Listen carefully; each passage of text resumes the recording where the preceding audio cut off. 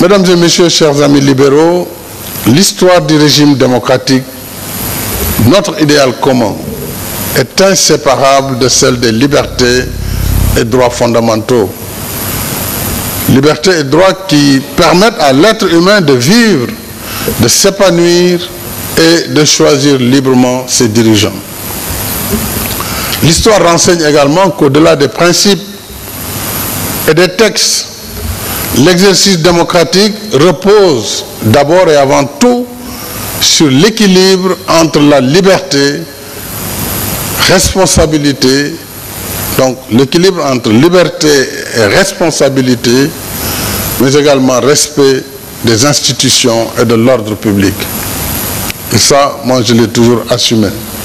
C'est ce qui fait la force du régime démocratique, mais aussi sa délicatesse et sa vulnérabilité.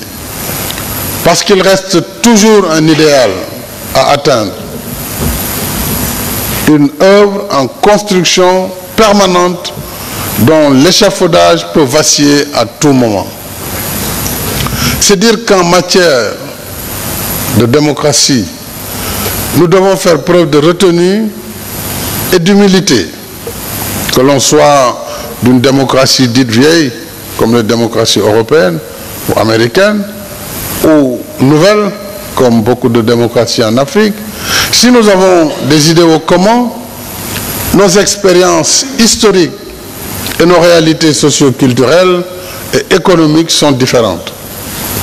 Et chaque régime démocratique évolue selon son propre métabolisme. Ainsi, pour nos pays en développement, la réalisation des droits économiques, sociaux et culturels est aussi prioritaire que l'exercice des droits civils et libertés politiques. Les deux sont importantes et ont la même dignité. D'autre part, la tendance dans les démocraties à l'émiettement du vote montre que la préservation du régime démocratique, j'allais dire du régime libéral ici, réside aussi dans le partage du pouvoir pour stabiliser les institutions en pacifiant l'espace politique.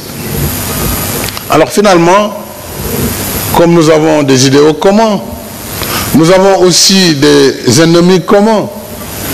Ces ennemis, c'est le populisme, le radicalisme et l'extrémisme violent. Ce sont les pires menaces à la démocratie et à la stabilité des États, au nord comme au sud. Ce sont elles que nous devons combattre sans concession et sans répit, ensemble et solidairement. C'est à ce prix, c'est le prix à payer pour que vivent les idéaux qui nous rassemblent. J'y reste pour ma part engagé avec mes encouragements et mes félicitations pour cette belle rencontre.